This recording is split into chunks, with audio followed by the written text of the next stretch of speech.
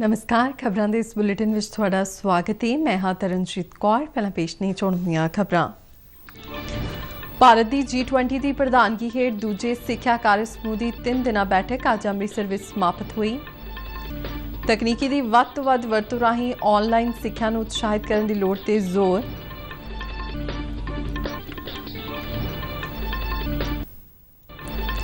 लोक सभा ते राज सभा विच रौले रप्पे ते चलदियां कार्रवाई सोमवार तक मुलतवी।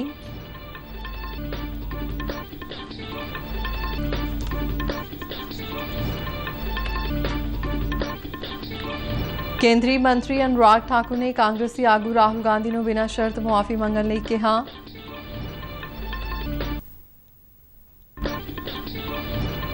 केंद्रीय गृह मंत्रालय वालों CISF विच साबका अग्निवीरां लई 10% अहुदे राखवे करन दा ऐलान। ते पंजाब विच कई थावां ते छिटपुट मींह कारण तापमान विच गिरावट अते कई थाईं फसलां नूं नुकसान। ते हुण खबरां विस्तार नाल।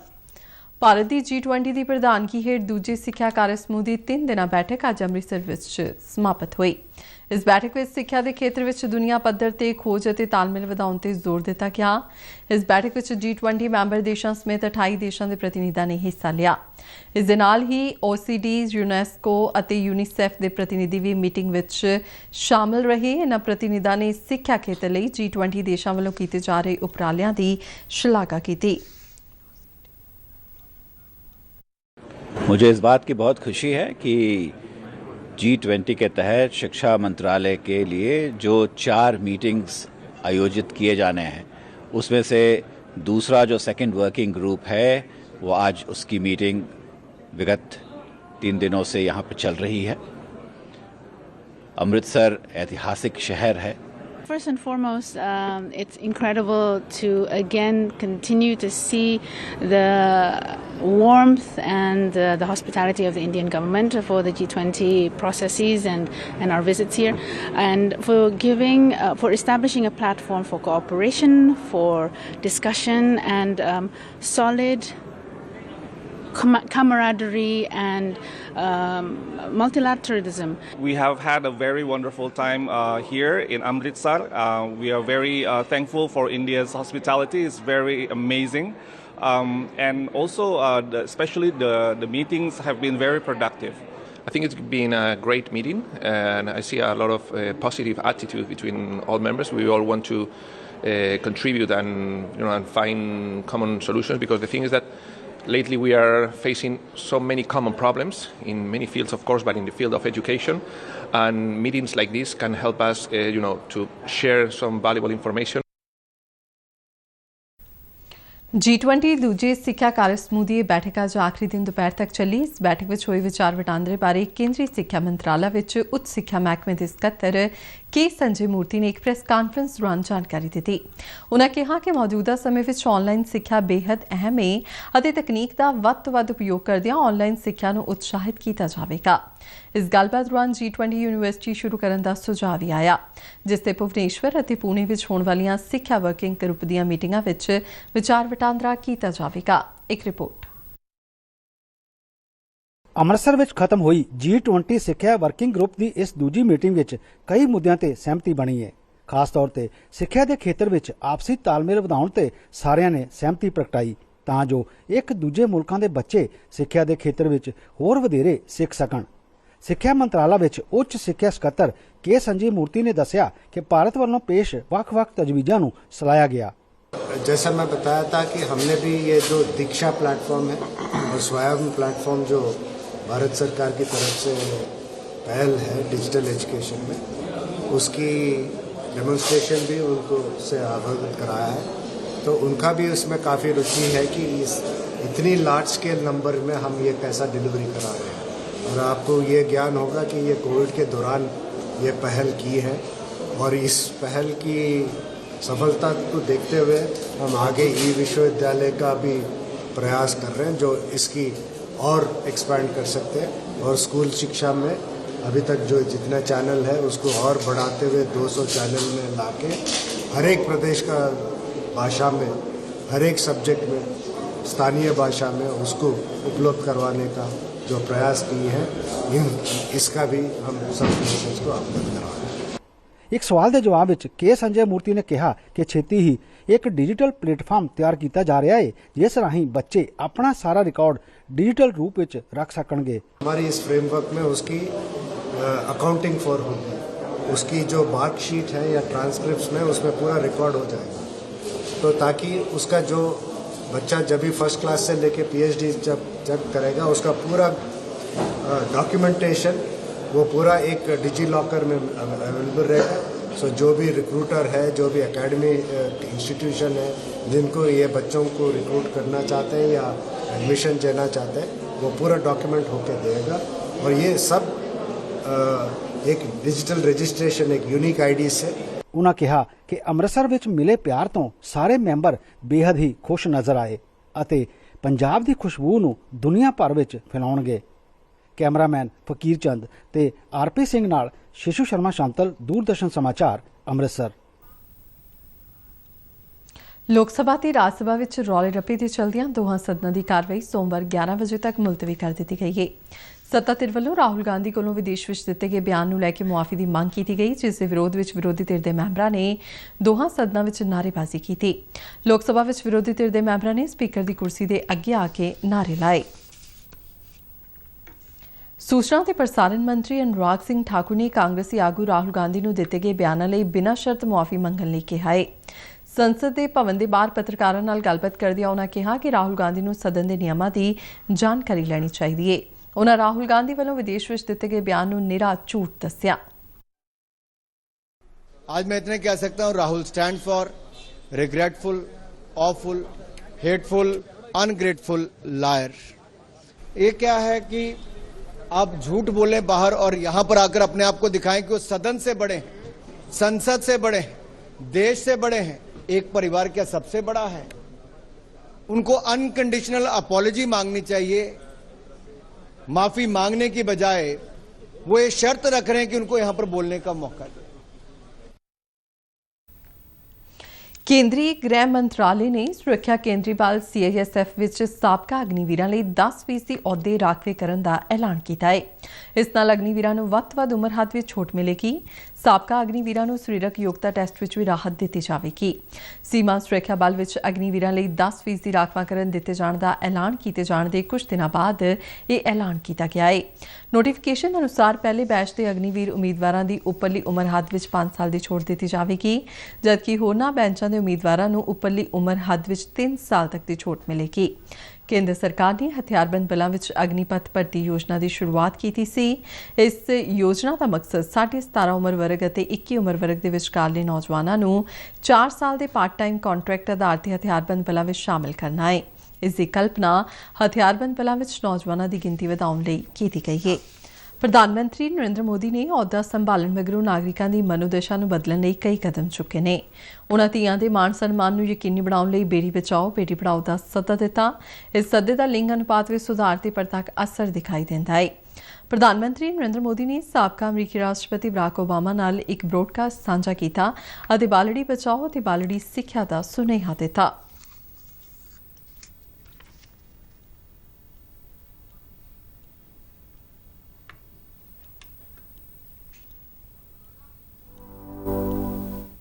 भारत में सेक्स रेशियो के कारण एक बहुत बड़ी चिंता सता रही है। 1000 लड़कों के सामने लड़कियों की संख्या कम है और उसका मूल कारण लड़के और लड़की के प्रति देखने का हमारा जो रवैया है वो दोषपूर्ण है।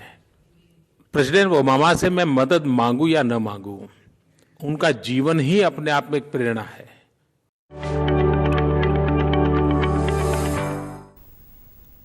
पंजाब सरकार वालों फिरोजपुर जिले के मिर्चां के किसानों लिए पिंड महलम विखे चिली क्लस्टर के जिला पद्धरी समागम में अज प्रोजैक्ट के पहले पड़ाव की शुरुआत की गई। इस मौके संबोधन करदियां पंजाब के बागबानी बारे मंत्री चेतन सिंह जोड़ी माजरा ने कहा कि राज विच लगभग 9920 हैक्टेयर रकबे विचों 19,963 मीट्रिक टन हरी मिर्च का उत्पादन होंदा है। ਫਿਰੋਜ਼ਪੁਰ, ਪਟਿਆਲਾ, ਮਲੇਰਕੋਟਲਾ, ਸੰਗਰੂਰ, ਜਲੰਧਰ, ਤਰਨਤਾਰਨ, ਅੰਮ੍ਰਿਤਸਰ, ਸ਼ਹੀਦ ਭਗਤ ਸਿੰਘ ਨਗਰ ਅਤੇ ਹੁਸ਼ਿਆਰਪੁਰ ਪ੍ਰਮੁੱਖ ਮਿਰਚ ਉਤਪਾਦਨ ਜ਼ਿਲ੍ਹੇ ਨੇ। ਇਨ੍ਹਾਂ ਵਿੱਚੋਂ ਜ਼ਿਲ੍ਹਾ ਫਿਰੋਜ਼ਪੁਰ ਵਿੱਚ ਸਭ ਤੋਂ ਵੱਧ 1700 ਹੈਕਟੇਅਰ ਵਿੱਚ ਮਿਰਚਾਂ ਦੀ ਪੈਦਾਵਾਰ ਹੁੰਦੀ ਹੈ। ਉਨ੍ਹਾਂ ਕਿਹਾ ਕਿ ਮਿਰਚ ਦੀ ਖੇਤੀ 8000 ਤੋਂ ਵੱਧ ਲੋਕਾਂ ਨੂੰ ਸਿੱਧੇ ਅਤੇ 16000 ਤੋਂ ਵੱਧ ਲੋਕਾਂ ਨੂੰ ਅਸਿੱਧੇ ਤੌਰ ਤੇ ਰੋਜ਼ਗਾਰ ਪ੍ਰਦਾਨ ਕਰਦੀ ਹੈ। ਉਨ੍ਹਾਂ ਕਿਹਾ ਕਿ ਹੁਣ ਕਲਸਟਰ ਬਣਨ ਨਾਲ ਕਿਸਾਨਾਂ ਦੀ ਮਿਰਚ ਦੀ ਫਸਲ ਦਾ ਮੰਡੀਕਰਨ ਸਫਲ ਢੰਗ ਨਾਲ ਹੋ ਸਕੇਗਾ ਅਤੇ ਉਨ੍ਹਾਂ ਨੂੰ ਵਧੀਆ ਮੁਨਾਫਾ ਵੀ ਹੋਵੇਗਾ। ਉੱਘੀ ਅਭਿਨੇਤਰੀ ਅਤੇ ਭਾਰਤੀ ਜਨਤਾ ਪਾਰਟੀ ਦੀ ਨੇਤਾ ਮਾਹੀ ਗਿੱਲ ਨੇ ਅੱਜ ਭਾਰਤੀ ਜਨਤਾ ਪਾਰਟੀ ਦੇ ਰਾਸ਼ਟਰੀ ਜਨਰਲ ਸਕੱਤਰ ਤਰੁਣ ਚੁੱਘ ਨਾਲ ਮੁਲਾਕਾਤ ਕੀਤੀ ਅਤੇ ਪੰਜਾਬ ਦੇ ਰਾਜਨੀਤਿਕ ਮੁੱਦਿਆਂ ਤੇ ਚਰਚਾ ਕੀਤੀ। ਮਾਹੀ ਗਿੱਲ ਨੇ ਪ੍ਰਧਾਨ ਮੰਤਰੀ ਨਰਿੰਦਰ ਮੋਦੀ ਦੇ ਲੋਕ ਭਲਾਈ ਅਤੇ ਵਿਕਾਸ ਦੇ ਕਾਰਜਾਂ ਨੂੰ ਪੰਜਾਬ ਦੇ ਲੋਕਾਂ ਵਿੱਚ ਪਹੁੰਚਾਉਣ ਲਈ ਆਪਣਾ ਭਰਪੂਰ ਯੋਗਦਾਨ ਦੇਣ ਦਾ ਭਰੋਸਾ ਜਤਾਇਆ। ਤਰੁਣ ਚੁੱਘ ਨੇ ਕਿਹਾ ਕਿ ਮਾਹੀ ਗਿੱਲ ਵੱਲੋਂ ਭਾਜਪਾ ਵਿੱਚ ਸ਼ਾਮਲ ਹੋਣ ਲਈ ਪਾਰਟੀ ਦੀਆਂ ਨੀਤੀਆਂ ਲੋਕਾਂ ਤੱਕ ਪਹੁੰਚਾਉਣ ਲਈ ਲਗਾਤਾਰ ਕੰਮ ਕੀਤਾ ਜਾ ਰਿਹਾ ਹੈ। बहुत बड़ा शलाघायोग काम है और मैं अज इन्हां नाल काफ़ी लंबी चर्चा हुई। असी जल्दी ये प्लान आउट कर रहे हैं और माही जी जिस तरह हर बारी हर महीने लगभग ये पंजाब दिल्ली चाहते हैं, उन्होंने इन्हां दीयां फेरियां नूं असीं प्लान करके पंजाब दे अंदर भी ये पार्टी दे काम नूं अगे वधांगे।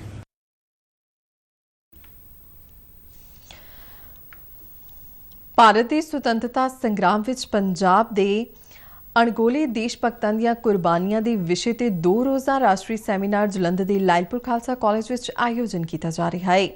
Indian council for social science and research ਨਵੀਂ ਦਿੱਲੀ ਦੇ ਸਹਿਯੋਗ ਨਾਲ ਕਰਵਾਏ ਜਾ ਰਹੇ ਸੈਮੀਨਾਰ ਦੀ ਸ਼ੁਰੂਆਤ ਆਜ਼ਾਦੀ ਸੰਗਰਾਮ ਦੇ ਪਰਵਾਨਿਆਂ ਦੀਆਂ ਤਸਵੀਰਾਂ ਦੀ ਪ੍ਰਦਰਸ਼ਨੀ ਨਾਲ ਕੀਤੀ ਗਈ। ਇਸ ਪ੍ਰਦਰਸ਼ਨੀ ਵਿੱਚ ਸੁਤੰਤਰਤਾ ਸੰਗਰਾਮ ਦੇਸ਼ ਭਗਤਾਂ ਦੇ ਜੀਵਨ ਬਾਰੇ ਸੰਖੇਪ ਬਾਰੇ ਜਾਣਕਾਰੀ ਦਿੱਤੀ ਗਈ ਹੈ। ਇਸ ਮੌਕੇ ਵੱਖ-ਵੱਖ ਬੁਲਾਰਿਆਂ ਨੇ ਕਿਹਾ ਕਿ ਆਜ਼ਾਦੀ ਸੰਘਰਸ਼ ਵਿੱਚ ਪੰਜਾਬ ਦਾ ਬਹੁਮੁੱਲਾ ਯੋਗਦਾਨ ਹੈ ਅਤੇ ਅਕਾਦਮਿਕ ਜਗਤ ਇਸ ਸੈਮੀਨਾਰ ਤੋਂ ਜ਼ਰੂਰ ਨਵੀਂ ਸੇਧ ਲਵੇਗਾ। ਕੈਨੇਡੀਅਨ ਸਿਕਿਉਰਿਟੀ ਬਾਰਡਰ CBSE ਵੱਲੋਂ 700 ਭਾਰਤੀ ਵਿਦਿਆਰਥੀਆਂ ਨੂੰ ਡਿਪੋਰਟ ਕਰਨ ਦੀਆਂ ਚਿੱਠੀਆਂ ਜਾਰੀ ਕੀਤੀਆਂ ਨੇ। ਇਨ੍ਹਾਂ ਸਾਰੇ ਵਿਦਿਆਰਥੀਆਂ ਨੇ ਜਲੰਧਰ ਦੀ ਮਾਈਗ੍ਰੇਸ਼ਨ ਏਜੰਸੀ ਰਾਹੀਂ ਸਟੂਡੈਂਟ ਵੀਜ਼ੇ ਅਪਲਾਈ ਕੀਤੇ ਸਨ। ਐਜੂਕੇਸ਼ਨ ਮਾਈਗ੍ਰੇਸ਼ਨ ਸਰਵਿਸ ਨਾਂ ਇਸ ਫਰਮ ਨੇ ਸਾਲ 2016 ਵਿੱਚ ਇਨ੍ਹਾਂ ਬੱਚਿਆਂ ਨੂੰ ਸਟੱਡੀ ਵੀਜ਼ੇ ਲਗਵਾ ਕੇ ਦਿੱਤੇ ਸਨ, ਜਿਸ ਲਈ ਵਿਦਿਆਰਥੀਆਂ ਵੱਲੋਂ 16 ਤੋਂ 20 ਲੱਖ ਰੁਪਏ ਦਿੱਤੇ ਗਏ ਸਨ। ਵਿਦਿਆਰਥੀਆਂ ਨੂੰ ਉੱਥੇ ਪੁੱਜ ਕੇ ਉਸ ਕਾਲਜ ਵਿੱਚ ਸੀਟਾਂ ਦੀ ਕਮੀ ਹੋਣ ਕਾਰਨ ਦਾਖਲਾ ਨਹੀਂ ਮਿਲ ਸਕਿਆ, ਪਰ ਉਨ੍ਹਾਂ ਨੇ ਹੋਰਨਾਂ ਕਾਲਜਾਂ ਵਿੱਚ ਦਾਖਲਾ ਲੈ ਕੇ ਆਪਣੀ ਪੜ੍ਹਾਈ ਪੂਰੀ ਕੀਤੀ ਅਤੇ ਫਿਰ ਵਰਕ ਪਰਮਿਟ ਲੈ ਕੇ ਕੰਮ ਵੀ ਕੀਤਾ।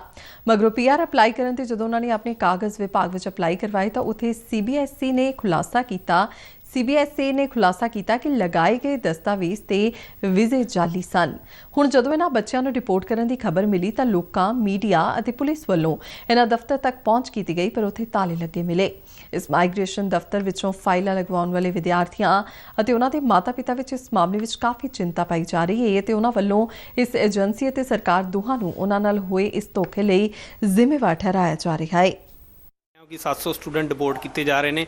ਇੱਕ ਬਹੁਤ ਹੀ ਮੁਸ਼ਕਲ ਸਮੇਂ ਆ ਉਹਨਾਂ ਸਟੂਡੈਂਟਸ ਲਈ, ਕਿਉਂਕਿ ਉਹਨਾਂ ਵਿਚਾਰਿਆਂ ਨੇ ਬਹੁਤ ਪੈਸੇ ਵੀ ਲਗਾਏ ਆ ਐਂਡ ਗਲਤੀ ਕਿਤੇ ਨਾ ਕਿਤੇ ਟਰੈਵਲ ਏਜੰਟਸ ਦੀ ਹੈ, ਬਟ ਸਟੂਡੈਂਟਸ ਨੂੰ ਇਹਦਾ ਹਰਜਾਨਾ ਭੁਗਤਣਾ ਪੈ ਰਿਹਾ। 4 ਸਾਲ ਜਦੋਂ ਫੀਸਾਂ ਲੈਂਦੇ ਰਹੇ, ਸਭ ਕੁਝ ਕਰਦੇ ਰਹੇ, ਕੋਲ ਜਾਣੇ ਇੰਨਾ ਪੈਸਾ ਉਹਨਾਂ ਕੋਲ ਲਿਆ, ਘੱਟ ਤੋਂ ਘੱਟ ਇੱਕ ਬੱਚੇ ਦਾ ਕਹਿੰਦੇ ਜੀ 20 ਲੱਖ ਰੁਪਈਆ ਤਕਰੀਬਨ ਲੱਗਿਆ ਵਾ, ਅਤੇ ਜੇ ਆਪਾਂ ਉਹਨੂੰ 1 ਸਾਲ ਦਾ ਵੀ ਜੋੜੀਏ ਤਾਂ ਤਕਰੀਬਨ 140 ਕਰੋੜ ਹੋ ਜਾਂਦਾ ਵਾ।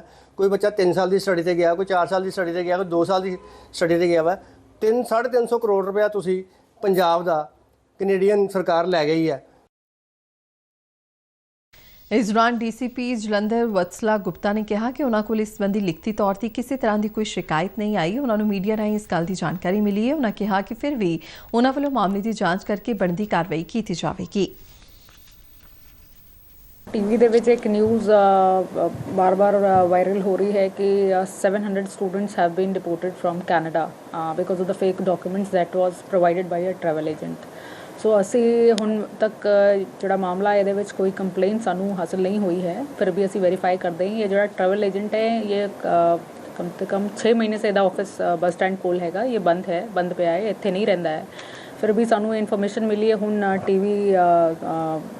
टीवी और न्यूज़ चैनल के थ्रू कि इन्हें कोई ट्रैवल डॉक्यूमेंट्स बनाए हैं जिहदे विच ना जो सारे डॉक्यूमेंट्स जो कॉलेज के जो एडमिशन सर्टिफिकेट्स हैं वो सारे फेक हैं, उहदे करके 700 students have been deported from Canada. So we are still verifying और जदों भी सानू कोई कंप्लेन मिलूगी सो असी जो बनदी कार्रवाई वो करांगे। पंजाब विच कई थावां ते रुक रुक के हो रही बारिश कारण तापमान विच गिरावट आई है। मौसम महकमे मुताबिक अमृतसर, जलंधर, कपूरथला, गुरदासपुर ਅਤੇ ਹੋਰ ਕਈ ਜ਼ਿਲ੍ਹਿਆਂ ਵਿੱਚ ਹਲਕੀ ਤੋਂ ਦਰਮਿਆਨੀ ਬਾਰਿਸ਼ ਹੋਈ।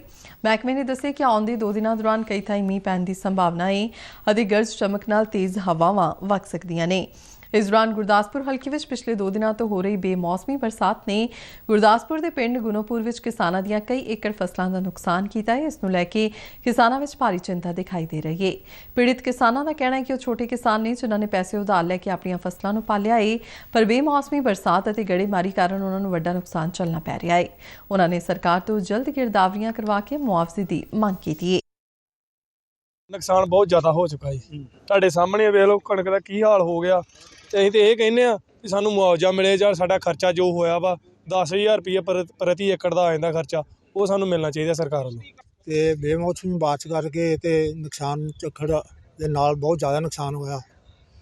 ਹਜ਼ਾਰਾਂ ਏਕੜ ਜ਼ਮੀਨ ਜਿਹੜੀ ਉਹ ਖਰਾਬ ਹੋ ਗਈ, ਫਸਲ ਬੜੀ ਮਿਹਨਤ ਕੀਤੀ ਸੀ ਜ਼ਿਮੀਂਦਾਰਾਂ ਨੇ ਤੇ ਬਹੁਤ ਜ਼ਿਆਦਾ ਬਰਬਾਦ ਹੋ ਗਈਆਂ, ਲੰਮੀਆਂ ਪੈ ਗਈਆਂ, ਸੌਦਾ ਫਿਰ ਗਿਆ ਵਾ। ਤੇ ਸਰਕਾਰ ਕੋਲ ਮੰਗ ਕਰਦੇ ਆ ਵੀ ਇਹਦਾ ਜਿਹੜਾ ਖਰਾਬਾ ਜਿਹੜਾ ਮੁਆਵਜ਼ਾ ਦਿੱਤਾ ਜਾਵੇ। खबरों के बुलेटिन सारे दर्शक RNU DDK जलंधर के YouTube चैनल, फेसबुक पेज और ट्विटर हैंडल से भी वेख सकते हैं। बुलेटिन के अखीर में चुनवियां खबरां एक बार फिर तो। भारत की G20 की प्रधानगी हेठ दूजे सिक्ख्या कार्य समूह की 3 दिना बैठक अज अमृतसर में समाप्त हुई। तकनीक की वध तो वध वरतों राही ऑनलाइन सिक्ख्या नूं उत्साहित करने की लोड़ ते जोर। लोक सभा ते राज सभा विच रौले रप्पे दे चलदियां कार्रवाई सोमवार तक मुलतवी।